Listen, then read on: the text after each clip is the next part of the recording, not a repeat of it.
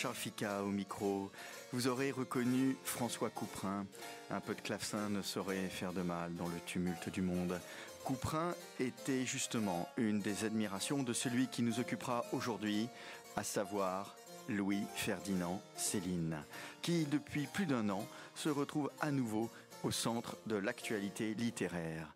Et pour en parler, avec nous aujourd'hui dans le studio, un jeune chercheur passionné qui a consacré une thèse de doctorat à cet écrivain, David Labreur. Bonjour.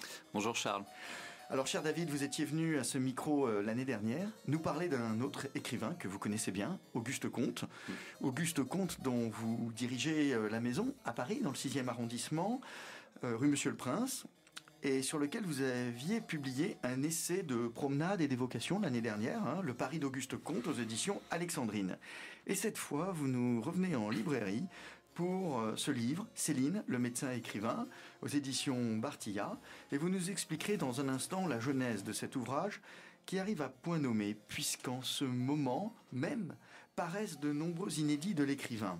Alors l'année dernière, il y a eu Guerre, puis Londres, et voici maintenant, dans quelques jours, La volonté du roi Krogold, et puis une quantité de textes aussi périphériques, une nouvelle dans la NRF, un long entretien retrouvé dans Paris Match aussi, qui est sorti la semaine dernière dans le Figaro littéraire.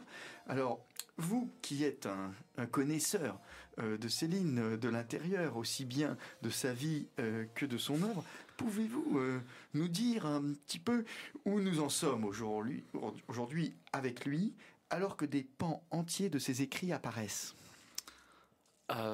Céline est en constant questionnement, constante réévaluation du point de vue de l'œuvre, parce que effectivement la sortie de ses inédits a eu un peu de quoi surprendre l'année dernière.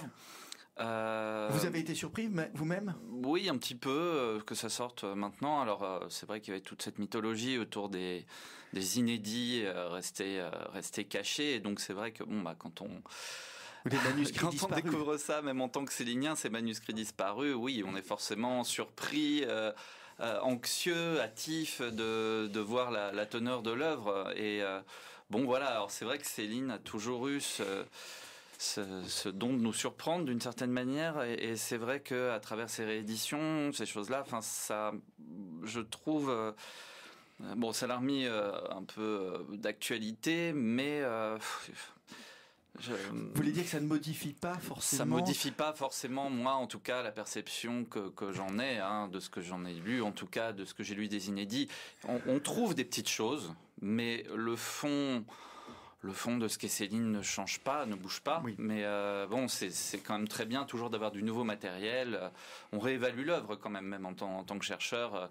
Je l'ai intégré dans ma réflexion pour l'écriture du livre. Donc forcément, on a quelques nouveautés, mais fondamentalement, le personnage de Céline ne change pas. Ce qu'on pourrait appeler l'économie générale de l'œuvre ne s'en trouve pas bouleversée. Pas complètement. Il y a des rajouts, il y a des choses qui sont enfin réintégrées dans l'œuvre, dans la chronologie de l'œuvre. On y voit quand même une progression. Il y a des choses en plus. Ça change pas fondamentalement le Céline lui-même, mais voilà, effectivement, quand même, ça apporte. Il y a des choses qui se retrouvent un petit peu mises à jour, alors que on les pensait complètement oubliées. L'épisode londonien, notamment, qu'on n'a que dans Guignol's Band. Là, on a un livre complet qui s'appelle Londres, sur sa période anglaise, après qu'il ait été blessé. Même pendant la Première Guerre mondiale. On a aussi ce Guerre là qui décrit sa convalescence à l'hôpital, et justement ces deux-là font vraiment le lien. Alors c'est vrai que c'est beaucoup plus développé que ça n'a été dans les romans précédents, cet épisode-là, et on a du matériau un petit peu nouveau. Les traitements sont un peu différents. Donc il y a des apports par rapport à Voyage au bout de la nuit, je pense, ou par rapport à Guignol's Band, qui sont un peu à cheval sur ces deux inédits. Donc voilà, il y a des petites choses nouvelles. Sur la conception de la médecine, par exemple, ce dont je parle en priorité, je pense pas, ou alors peut-être le relire. Je l'ai lu qu'une fois, plus je les ai lus qu'une fois, plus un petit peu pour piocher quelques extraits et essayer de coller à ce que j'avais écrit. Mais voilà, en tout cas pour la conception de la médecine, pour le moment, je n'ai pas trouvé de grosses avancées, ça c'est sûr. Dans Guerre, il est question de sa convalescence et surtout d'une relation affectueuse qu'il entretient avec une infirmière. Oui, tout à fait. Oui, voilà. Ouais. Et ça n'était pas du tout dans Voyage au bout de la nuit, par exemple, où il parle aussi de sa convalescence à Bicêtre et tout. Là, c'est encore un petit peu avant qu'il soit à Paris. C'est vraiment quand il est au front. Et vraiment, c'est la période d'un tout petit peu avant Bicêtre. Mais bon, oui, effectivement, ça c'est assez. Ça donne lieu à pas mal d'onomatopées sexuelles, beaucoup de développement sur le sexe notamment qu'on trouve pas forcément dans les romans de cette période. Donc c'est vrai qu'il y a un fort tropisme, en tout cas, oui. Tropisme sexuel qu'il n'y a pas forcément partout, quoi. Ce ne sont pas forcément des livres qu'il aurait livrés tels quels à la publication. Voilà, c'est ce que je voulais dire aussi, c'est que Céline retravaillait énormément. Oui. Donc c'est des manuscrits qui auraient de toute façon prêté peut-être pas à la réécriture complète, mais en tout cas à des révisions. Et alors c'est très bien de sortir ce matériau-là. Je suis pas sûr quand même que ça ait correspondu à ce que Céline aurait voulu sortir. Guerre est vraiment très percutant. Londres, je trouve personnellement qu'il y a quelques longueurs et je pense que lui-même, sachant un peu sa capacité de travail et son envie toujours de remanier, de remettre l'œuvre sur le métier. Je pense que ça n'en serait pas resté là avant sa publication. Enfin, s'il avait eu le temps ou l'occasion de les retravailler, je pense que ça n'en serait pas resté là. Mais c'est intéressant, c'est très intéressant d'avoir ce matériau-là, quoi qu'il arrive. Qui participe aussi à presque la connaissance archéologique de l'œuvre et tout à fait. Au processus d'écriture. Voilà, il ne faut pas bouder notre plaisir non plus quand même, parce que pour n'importe quel célinien, c'est quand même une trouvaille très riche, quoi. Sans que ça bouleverse fondamentalement le personnage. Pour qui étudie Céline, c'est quand même une mine d'or et pas mal de recherches à venir et voilà, c'est quand même très très positif d'avoir ce matériau. Alors tout le monde a entendu parler de Céline, qu'il s'agisse de Voyage au bout de la nuit, de Mort à crédit, ou de ce que l'on appelle la trilogie allemande, D'un château l'autre, Nord Rigaudon. Mais aussi, pour beaucoup, il reste encore à découvrir. Et on a l'impression qu'il y a toujours la peur d'entrer dans l'œuvre et que son statut de maudit l'empêche aussi peut-être d'accéder à une forme de reconnaissance totale. Alors c'est vrai qu'il l'a cherché aussi par certaines publications. Ouais, c'est ce que j'allais dire. Un peu donner le bâton pour se faire battre aussi. Je pense que l'œuvre devrait être réévaluée un peu dans son ensemble. Et c'est vrai que là manque au grand public la découverte des pamphlets, quelque part. Même si effectivement c'est des textes extrêmement violents, antisémites, racistes, avec des choses absolument abjectes. Mais je pense que ça fait partie de son œuvre, même si c'est pas de l'œuvre de fiction, c'est entre la fiction. Enfin, le pamphlet, c'est un style vraiment très particulier d'œuvre, c'est un genre très particulier d'œuvre qui font partie de ce qu'il a écrit. Et je pense que mettre à disposition ce matériau-là aussi devrait à un moment évidemment scientifique, avec un gros appareil scientifique extrêmement détaillé, extrêmement précis. Je pense que ça a son intérêt. Et c'est vrai qu'on oppose toujours le romancier extraordinaire, le génie des lettres au pamphlétaire maudit, mais peu de gens finalement, je pense, ont vraiment lu les pamphlets, ont vraiment tout analysé là-dedans. Et c'est vrai que moi j'essaie de le faire à travers la médecine et un peu le support scientifique et idéologique un petit peu à tout ça, mais bon, cette œuvre-là, de toute façon, je pense qu'il faut l'embrasser. Il ne faut pas séparer d'un côté le romancier, de l'autre le pamphlétaire. Je pense que c'est une œuvre qui s'embrasse en entier, en tout cas quand on l'étudie. Après, pour le plaisir de la lecture, là, je laisse juge. Les pamphlets, c'est vrai qu'il y a des passages qui sont absolument durs à lire, très très durs à lire. Après, c'est pas forcément pour ça qu'on ne doit pas les publier, je trouve. Mais avec les avertissements d'usage, bien sûr, et un appareil scientifique qui permet de comprendre le contexte dans lequel ça a été produit. Et au-delà des effets de langage qui parfois peuvent être extrêmement bons dans les pamphlets, c'est ça qui est dangereux du coup. Comprendre le contexte de production de cette œuvre est à mon avis nécessaire avant qu'il ne tombe dans le domaine public et où là on pourra publier des pamphlets sans appareil critique, ce qui me semblerait extrêmement dommage. Il tombera dans le domaine public dans moins d'une dizaine d'années. Alors, parlez-nous, cher David, de la vocation médicale de Louis-Ferdinand Céline, donc qui a été médecin, qui a laissé un certain nombre d'écrits médicaux, une thèse sur un certain Semmelweis, dont vous allez nous dire un mot. Et Céline a non seulement pratiqué la médecine, mais a été aussi un penseur de cette activité. Il a voulu être chercheur et les écrits médicaux constituent quelque sorte une sorte de pont entre les romans et les pamphlets aussi, parce que on en parlera tout à l'heure, ces conceptions médicales, hygiénistes nourriront intellectuellement les délires contenus dans les pamphlets. Alors, cette pratique médicale lui a certainement aussi permis d'avoir une connaissance profonde de l'être humain et de ses faiblesses. Oui, alors déjà, il fait remonter sa vocation médicale, lui, à l'âge de 5 ans. Bon, on n'est pas obligé de le croire. Disons que les premières escarmouches entre guillemets médicales, il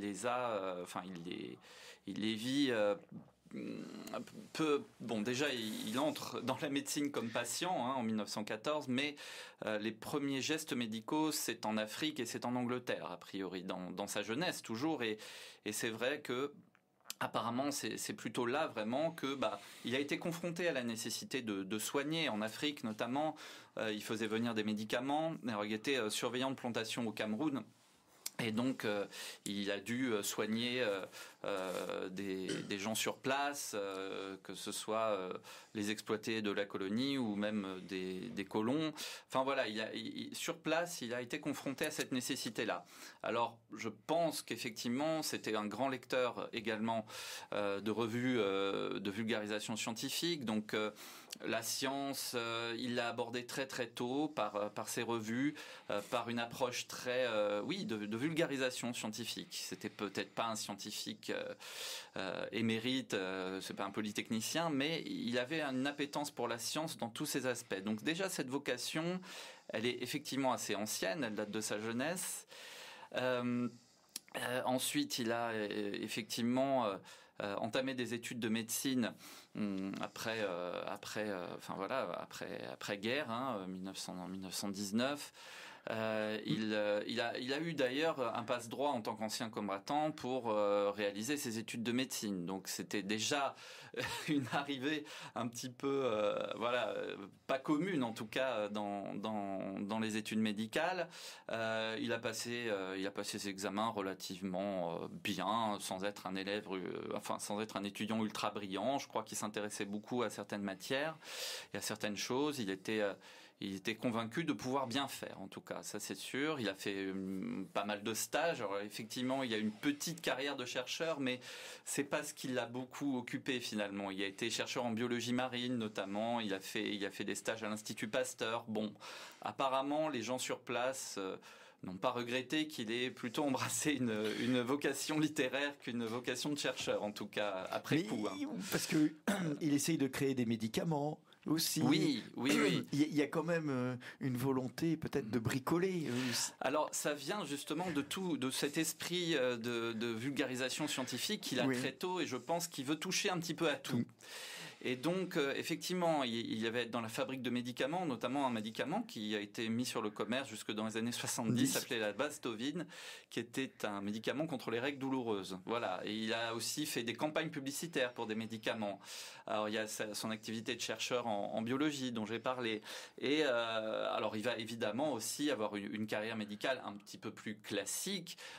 Il a été aussi médecin en dispensaire et en médecine générale aussi. Il a ouvert des cabinets à plusieurs reprises, que ce soit à Clichy, à Saint-Germain-en-Laye, enfin bref. Ça n'a pas toujours bien marché. Ça n'a pas toujours bien marché d'ailleurs. Les patients avaient du mal à venir, mais son activité, vraiment, je crois que l'une des activités qu'il a préférées, c'était son activité de dispensaire. Même s'il y avait beaucoup de difficultés, il était confronté à une population parfois miséreuse, assez indigente, et donc il a vraiment réfléchi à tout cela, effectivement, à sa pratique médicale. Il a sans cesse questionné et réfléchi à sa pratique médicale.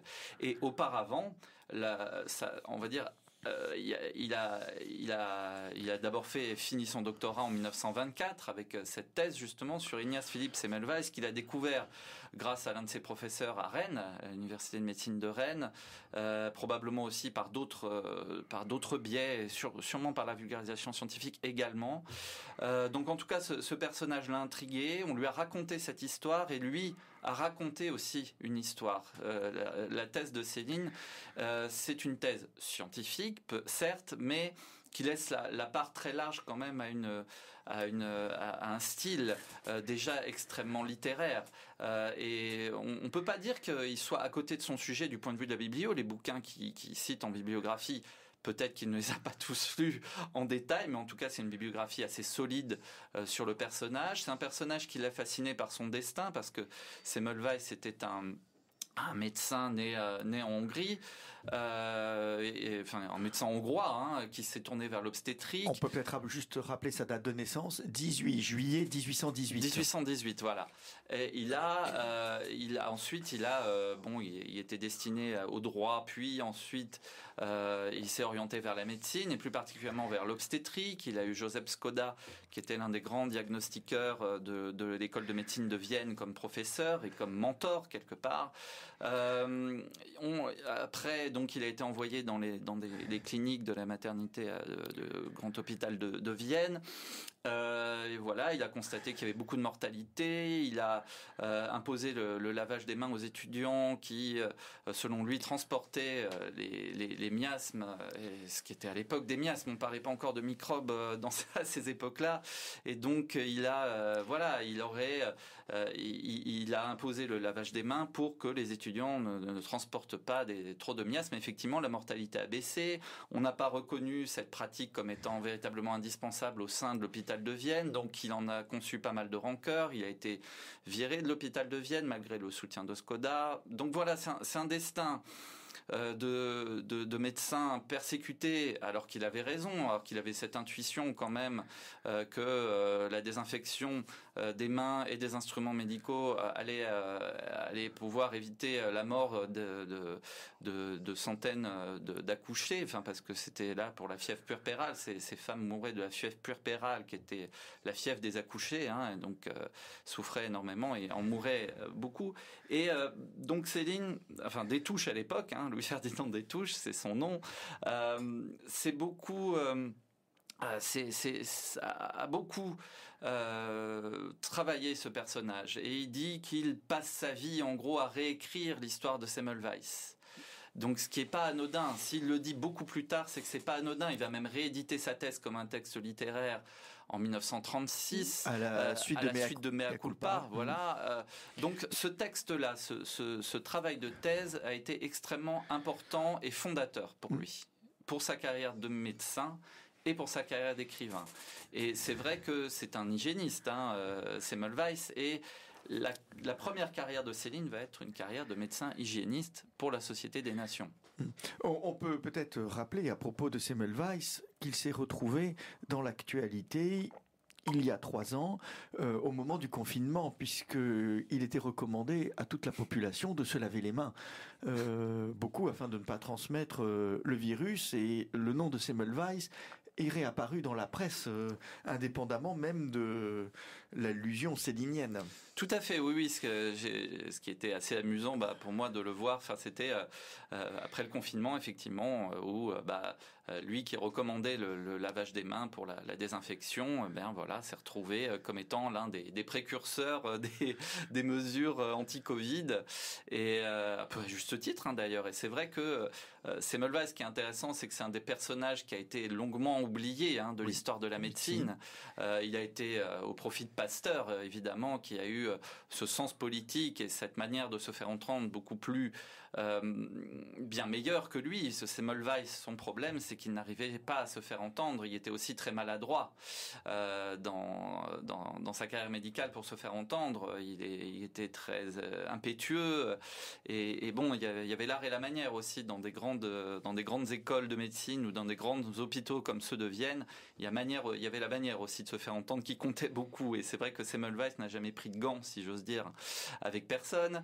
Et du coup, ça a beaucoup nui à sa postérité, malgré le fait que certains de ses anciens collègues ou de ses élèves aient essayé de le réhabiliter. Semmelweis n'est revenu un peu sur le devant de la scène qu'à bien après Pasteur, finalement. Et c'est vraiment Pasteur qui a emporté, entre guillemets, la mise sur l'hygiène, en gros, sur l'hygiène publique, quelque part. Mais on voit que la conception médicale de Céline ne va pas sans une pensée collective. Et ça touche beaucoup à l'hygiène, mais aussi à la santé publique et à une conception sociale très, très, très prononcée, très forte. Ouais, tout à fait. Alors ça, c'est vrai que c'est très marqué, notamment dans la partie de sa carrière qui est consacrée à l'hygiène sociale. Des Nations, la Société des Nations dont vous évoquiez tout à l'heure, c'est le premier Céline. Des voyages, qu'il effectue avec d'autres médecins aux États-Unis notamment. Mais il y avait même eu un séjour en Bretagne aussi. Il y a eu aussi, au tout début. Alors oui, ça c'était la prophylaxie contre la tuberculose, et ça il avait été employé par la fondation Rockefeller pour faire de la propagande contre la tuberculose, pour la protection contre la tuberculose. Ça, c'est juste après-guerre. C'est juste après-guerre, ça c'est 1918. 19, il faisait de la propagande pour la propagande anti-tuberculose. Et il usait de beaucoup de moyens, alors des chansons, des caravanes, il allait dans les écoles, il faisait des conférences, et donc sa première activité d'hygiéniste, elle est là, avant même qu'il entame presque ses études de médecine. Et ensuite, cette attention pour l'hygiène sociale et pour l'hygiène publique va se révéler avec les voyages aux États-Unis avec la SDN en 1924, 25, 26. C'est une période très riche pour lui sur le plan du matériau médical. Il va en ressortir avec beaucoup d'informations sur ces pays-là et sur comment on envisage l'hygiène là-bas. Alors il va tout de suite dire qu'en France on fait pas ce qu'il faut et ça va être prétexte pour lui aussi d'écrire un certain nombre de rapports médicaux et de se placer, de placer l'hygiène et de placer la santé publique sous l'angle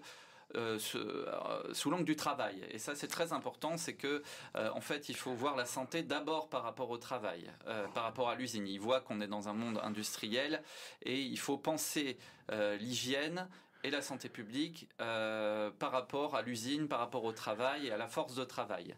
Et donc c'est une hygiène qui est très rationnelle, très standardisée quelque part. C'est une médecine qui peut faire un peu peur, qui est extrêmement autoritaire quelque part, qui peut avoir des dérives autoritaires, mais c'est quelque chose qui est extrêmement ancré en lui, c'est de se prendre en compte les conditions sociales et particulièrement le travail. Et il y a le passage célèbre des usines Ford dans Voyage, mais qui est déjà abordé dans des écrits médicaux. Il avait écrit sur les usines Ford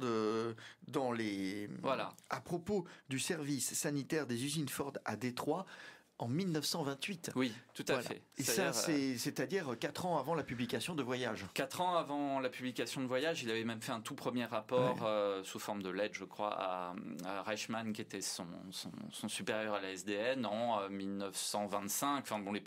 Il va voir Ford en 1925. Donc c'est vrai que là, c'est un matériau très important pour sur l'organisation sanitaire des usines Ford à Détroit. 25. Voilà. Et donc c'est un matériau inestimable. Mais énormément de choses qu'il a vues durant sa carrière médicale avant la publication de Voyage lui ont servi, avant même l'écriture de Voyage lui ont servi, ou pendant l'écriture de Voyage au bout de la nuit. Il commence à écrire Voyage à la fin des années 20. Donc il est médecin en dispensaire, il voit toute cette population miséreuse arriver. C'est quelque chose d'absolument fondamental comme matériau pour Voyage au bout de la nuit, ça c'est sûr. Les usines Ford, alors effectivement, ça lui a inspiré ce passage, et on peut retrouver énormément de choses dans sa jeunesse et notamment dans sa pratique médicale. Il ne faut pas oublier non plus que le héros de Voyage au bout de la nuit est un médecin, Bardamu. C'est d'abord un carabin puis un médecin, et voilà, même si c'est pas un texte autobiographique, évidemment, pas complètement en tout cas, il y a des éléments de la vie de Céline et notamment de sa vie médicale qui sont fondamentaux dans Voyage au bout de la nuit. Tout à l'heure, vous disiez qu'il avait eu sa vocation médicale dès l'âge de 5 ans, selon ses dires. Selon ses dires, ouais. Il y a des lettres qui remontent à 1915-1916 où il se reconnaît également une autre vocation, celle d'écrivain. Et donc là, on est plus de 15 ans avant la publication de ce premier roman, Voyage au bout de la nuit.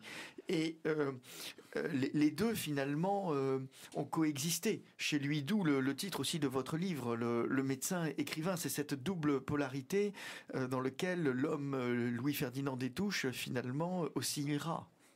Alors voilà, ça c'est quelque chose de très intéressant parce qu'il ne revendique jamais sa vocation littéraire. Lui dit au contraire que moi, ma vocation, c'est d'être médecin. Écrivain, en gros, c'est pour payer mon appartement, pour payer les factures, ce qui est, enfin, non pas un mensonge, on ne peut pas appeler ça comme ça de sa part, même s'il a fabule très souvent, mais c'est, enfin, en tout cas, c'est un contresens, parce que, alors, déjà, il est au front, il prend des notes, ça va s'appeler, ça va être publié bien plus tard sous le titre Note du carnet du cuirassier Destouches. Il écrit, il est au front, c'est-à-dire qu'il a à peine 20 ans, donc il écrit déjà ses impressions du front. Premièrement, hein, c'est pas courant, tous les soldats n'écrivent pas déjà.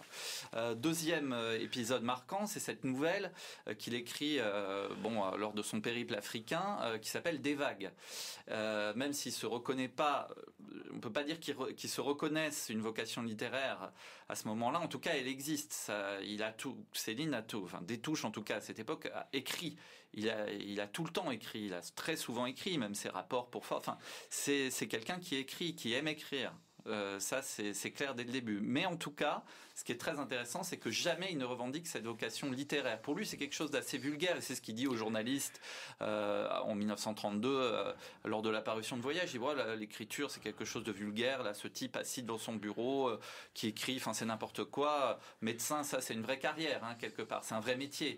Voilà, son vrai métier, c'est d'abord médecin. En tout cas, c'est ce qu'il revendique. Mais à aucun moment on peut dire que qu'il a la vocation médicale et pas la vocation littéraire. Évidemment que c'est quelqu'un qui écrit depuis très longtemps, et cette vocation littéraire, c'est ce goût pour écrire, même pour la lecture. Comme je disais, il lisait beaucoup de revues de vulgarisation, mais il lisait aussi Vallès, il lisait beaucoup de romans à son époque. Il lisait ses romans de jeunesse, c'est Sans famille d'Hector Malot et La guerre du feu de Rosny Aîné notamment. Enfin, c'est un lecteur, et c'est un lecteur aussi qui écrit.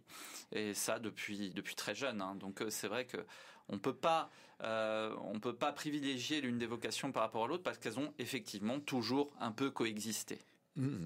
Il a bien sûr écrit des romans, on les a cités tout à l'heure, mais quantité aussi de textes qui participent de l'œuvre, mais il a aussi écrit des chansons. Oui. Et cher David Labreur, vous avez choisi de nous faire écouter un titre de Céline lui-même, et qu'il a interprété. Oui, qu'il chante. Donc ça, c'est quelque chose peut-être que peu des auditeurs vont connaître. Et c'est vrai que c'est une chanson qui s'appelle « À nœuds coulants », qu'il a écrite lui-même et qu'il a enregistrée. Vous écoutez L'amour des livres sur Fréquence Protestante, 100.7 sur la bande FM. Un peu de musette, et c'était une chanson interprétée par son auteur lui-même, qui n'est autre que l'écrivain Louis-Ferdinand Céline. Avec nous dans le studio David Labreur, qui publie Céline le médecin écrivain. un essai biographique sur les liens très profonds qui unissent finalement cet écrivain à sa pratique médicale tout au long de sa vie. Quel effet cela vous fait d'entendre Céline interpréter lui-même cette chanson qui n'est pas des plus raffinées sur un air de musette? Ah, ça correspond au personnage. Non, mais il y a cette gouaille, une intensité quand même dans sa voix, je trouve aussi. C'est très... Enfin, ça peut penser à Bruant, à des gens comme ça qu'il aimait beaucoup, à ces chansonniers de Montmartre. Là, on pense un peu aussi au Chat Noir et à ce genre d'esprit de ce Montmartre des années 30 un petit peu, même si la chanson est enregistrée dans les années 50. Moi, dans mon souvenir, je crois qu'il aimait pas tellement les chanteurs entre guillemets modernes, notamment Trenet, qui aimait pas tellement. Il préférait vraiment les chansons d'Aristide Bruant, ce Paris des années 20-30 qu'il connaissait bien. Alors donc, on a vu qu'il a beaucoup écrit sur l'hygiène, la santé publique, mais donc tout ça, c'était des idées qui appartenaient finalement à leur époque. Et à cet égard, Céline est un homme de son temps pour tout ce qui concerne l'hygiène, les campagnes contre l'alcoolisme, la qualité du travail aussi en usine. Ça, c'est une de ses préoccupations. Il s'intéresse aussi aux assurances sociales. Ce sont des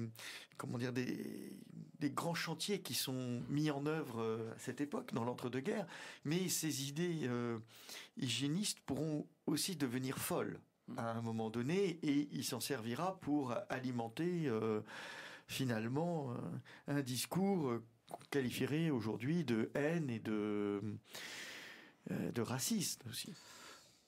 Oui. Alors effectivement, l'hygiène sociale chez Céline a aussi mené à l'hygiène raciale. C'est vrai que ses préoccupations, c'est un abstinent buveur, hein, en tout cas, un abstinent sur l'alcool. En tout cas, il est extrêmement virulent. Il s'en prend à tous les alcools, au vin notamment, ce qui n'était pas forcément très courant à l'époque. On s'en prenait surtout aux apéritifs et aux alcools forts. Lui s'en prend à tous les alcools et à l'alcoolisme en général. Lui-même ne buvait pas ? Lui-même, alors, il a certainement bu quelques coups à Montmartre avec ses amis, mais en tout cas... oui, il ne buvait pas, il ne fumait pas, à ma connaissance en tout cas. Enfin, et puis il le revendique, ça aussi. Je suis un buveur d'eau. Ça, c'est quelque chose qui lui tient à cœur de le revendiquer. Et c'est vrai que c'est une préoccupation constante. Hein. Alors, dans ses écrits médicaux, d'une part, il y a de larges passages sur l'alcoolisme, et également dans les pamphlets. Mais cette préoccupation va être aussi accolé à des considérations extrêmement racistes, effectivement, et antisémites, notamment sur le lobby juif de l'alcool, comme il l'interprète, et comme voilà, enfin, toute l'hygiène sociale va être réévaluée à l'aune de son antisémitisme ensuite dans les pamphlets. Les deux vont être accolés. C'est-à-dire que Paris manque d'air, on est étouffé par les usines et la pollution, c'est la faute des juifs. Enfin bon, voilà. En fait, tout va après se cristalliser sur les juifs. Même si les thématiques d'hygiène sociale ne le quittent jamais quelque part, hein, que ce soit dans les pamphlets, dans les romans, elles sont abordées d'une autre manière, mais en tout cas ces thématiques d'alimentation aussi, de nutrition, je pense à un passage de voyage sur les dents de l'abbé Protiste, l'hygiène dentaire, il parle de la nutrition beaucoup aussi dans ses premiers écrits médicaux. Et donc voilà, cette hygiène sociale, cette hygiène aussi par rapport au travail, c'est les conditions de travail, la dureté des conditions de travail. Là aussi, c'est des choses qui vont être réévaluées, réabordées aussi dans les pamphlets, mais avec, en tout cas, d'autres préoccupations qui sont, elles, liées au racisme. C'est un raciste convaincu, Céline. Il ne faut pas voir ça comme un produit de son temps spécialement, parce que tout le monde n'était pas raciste dans les années 30, et très loin de là. Lui, c'est un raciste convaincu, idéologique, vraiment. Il a lu sur le sujet, il a lu Il a lu des gens comme Gobineau, comme Montandon, comme Vacher de la Pouge, qui sont des théoriciens vraiment du racisme et de l'eugénisme dans les années, soit fin 19e jusqu'au début du 20e siècle. Donc il s'est imprégné énormément de littérature et d'idées là-dessus. Donc ce racisme-là, il en est fanatique, oui, quelque part. En tout cas, il est persuadé qu'il y a une hiérarchie des races et que voilà, ça c'est un fait établi pour lui. Après la parution de ces pamphlets, quand il écrit toutes ses œuvres des années 50, y croit-il toujours ? Alors que dans les livres eux-mêmes, il n'en est pas question finalement de tout cet arrière-plan raciste et biologique. De toute façon, il n'aurait pas pu déclarer ça en public. Oui. Peut-être qu'il a reconnu, et en tout cas, il a reconnu du bout des lèvres certains errements, certains abus peut-être, mais vraiment du bout des lèvres. Il s'est jamais excusé, de tout ça. Et sur les pamphlets, il s'est jamais non plus vraiment exprimé. Sur les pamphlets, il les a écrits. Bon, il voulait absolument pas qu'ils soient republiés. Et c'est quand même un indice que il est quand même pas. Mais que ça lui avait valu beaucoup d'ennuis. Ça lui a valu beaucoup d'ennuis. Il est quand même parti en exil au Danemark via Sigmaringen, où il s'est retrouvé avec toute la clique pétainiste. Puis au Danemark, où il a été arrêté, emprisonné pendant un an, un peu plus d'un an. Il est revenu grâce à quelques tours de passe-passe de son avocat qui lui a obtenu l'amnistie quand même en 1950-51. Il revient à Meudon où il se fait discret pendant un temps quand même. Il travaille à la rédaction de ses futurs romans, mais il se fait discret. Et donc, ça lui a attiré beaucoup d'ennuis, ces pamphlets. Et c'est vrai, alors a-t-il gardé ses idées ?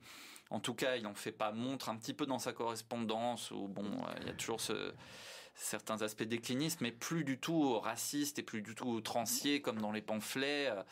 Je pense que il dit toujours si j'avais su en gros que ça m'aurait attiré autant d'ennuis. Il a jamais voulu, il a jamais persisté non plus. Il a un peu persisté dans le sens où il n'a pas renié. Donc on peut dire qu'il a persisté puisqu'il n'a plus rien dit après-guerre. Il n'est pas du tout revenu là-dessus. On lui posait des questions, mais même les journalistes n'étaient pas franchement très incisifs sur la question. Donc c'est vrai que en fait, il a tout fait pour non pas se racheter une conduite, mais se réhabiliter en tant qu'écrivain de romans et laisser les pamphlets derrière lui et laisser cette idéologie mortifère derrière lui. Gallimard, Gaston, le directeur des éditions Gallimard, fait tout pour le récupérer. Et en 1952, donc un an après son retour en France et à Meudon, où il s'installe, on republie Voyage au bout de la nuit, Mort à crédit, et puis tout au long des années 50 paraissent des livres, Ferry pour une autre fois, mais ces publications ne prennent pas véritablement auprès du grand public. Et puis il faut attendre 1957 pour que là il y ait une campagne de presse importante et que Céline finalement redevienne cet écrivain majeur qu'il avait été au début des années 30. Voilà, c'est avec D'un château l'autre. Voilà. Qui constitue un choc et une grande campagne dans l'Express. Ouais. Un article de Madeleine Chapsal. Madeleine Chapsal, oui, un entretien aussi. Voyage au bout de la haine. Et puis après, c'est des passages à la télévision, des interviews dans les journaux, dont on a encore aujourd'hui quelques échos, finalement. Oui, il y a une interview qui a été déterrée il n'y a pas longtemps là, par un libraire de la rue Fleurus, qui est paru dans le Figaro.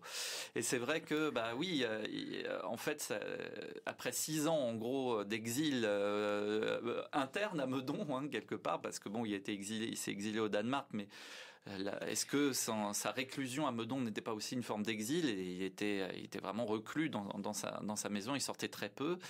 Eh bien cette campagne... On sait s'il venait à Paris de temps en temps On sait pas très bien. On connaît très peu sa vie à cette époque-là. Il sortait vraiment pas beaucoup. On le voit sortir ses poubelles sur des photos. Bon, on sait pas trop. On connaît pas trop. Il a des visiteurs. Il a des visiteurs. Quelques visiteurs. Ça, oui, il a des visiteurs. Il y a plus de visiteurs qu'il ne sort. Ça, c'est sûr. Et c'est vrai que cette campagne de 57 le réhabilite presque quelque part. Le travail est plutôt bien fait. On a quasiment. Il y a beaucoup d'interviews, beaucoup de presse. Le livre est un jalon de son œuvre. C'est un monument d'Un Château l'Autre. Beaucoup de gens ont découvert Céline aussi avec D'un Château l'Autre à cette époque-là. Et c'est vrai que c'est le premier des trois de la trilogie allemande, on va dire, avec Nord ensuite, qui est là aussi un chef-d'œuvre un peu méconnu, je trouve aussi. Ces trois livres sont vraiment impressionnants. Rigaudon aussi, qui paraît bien après sa mort, mais qu'il a fini, je crois, un jour avant, où il met le point final à Rigaudon un jour avant sa mort. Oui, ce sont des jalons de l'œuvre célinienne, tout ça aussi. Ça a plus grand chose à voir, même si ça a toujours à voir avec Voyage au bout de la nuit. Il y a cette langue qui reste, elle prend d'autres formes, elle a d'autres caractéristiques, elle est plus désarticulée, plus déstructurée encore. Plus déstructurée. Il y a ces points de suspension qui deviennent systématiques. Ces points de suspension dont il disait qu'ils aéraient son écriture, et ça, j'en parle aussi pas mal dans le livre, c'est que il y a aussi une hygiène de l'écriture chez Céline. Il faut aérer, il faut épurer cette littérature trop enclavée, trop sclérosée par l'académisme. Des Paul Morand valent toujours mieux que n'importe quel écrit de l'académisme français, il vous dit que classique, où il dit aussi que Rabelais a loupé son coup. Cette anecdote célèbre cet entretien où il dit que Rabelais a loupé son coup parce que lui avait cette nouvelle langue avec beaucoup d'onomatopées, de grossièreté, cette langue plus proche de l'émotion quelque part, dans son temps, truculente, très opposée aux rhéteurs et de l'époque. Et donc il dit qu'il a raté son coup parce que finalement c'est plutôt la langue académique qui a perduré plutôt que cette langue de Rabelais. Pourtant on dit la langue de Rabelais, mais finalement c'est plutôt cette langue académique qui a survécu en littérature, et c'est ce qui combat et c'est ce qui rejette en tout cas. Et son style, c'est d'abord épurer, éviter les lourdeurs. Pour lui, tout ce qui est lourd est à proscrire. Les hommes sont lourds, qu'ils sont lourds, dit-il très souvent. Et donc, pour l'écriture, c'est pareil. Il faut s'affranchir de la pesanteur. Et ça, c'est son leitmotiv. Et dans cette trilogie allemande, il n'oublie pas non plus qu'il est médecin, parce que le personnage qu'il incarne lui-même soigne tous ses compagnons d'infortune finalement, et lui-même à Meudon fait installer une plaque à l'entrée de sa maison, et il voit quand même quelques patients. Oui, alors son activité médicale, elle l'a ralenti fortement après la guerre, effectivement. Alors il met cette plaque à Meudon, qui figure sur la couverture de votre livre. Où il consulte de 14h à 16h, sauf le vendredi. Et effectivement, le peu de patients qu'il a à cette époque, c'est quelques ouvriers maghrébins, je crois, quelques gens, quelques travailleurs pauvres qui ne fait même pas payer. Et c'est vrai que la gratuité, ça a toujours été quelque chose. Au dispensaire, et il faisait des consultations gratuites, et donc cette gratuité, il l'a gardée finalement jusqu'à la fin de sa vie. Mais ce qui est intéressant, c'est effectivement l'évolution finalement du statut du médecin de Voyage au bout de la nuit jusqu'à la trilogie allemande. Parce que dans Voyage au bout de la nuit, le médecin, il est confronté à la réalité sociale, il est très souvent impuissant. On le sent impuissant, on le sent les bras ballants face au malheur. Je pense à l'épisode de Bébert notamment,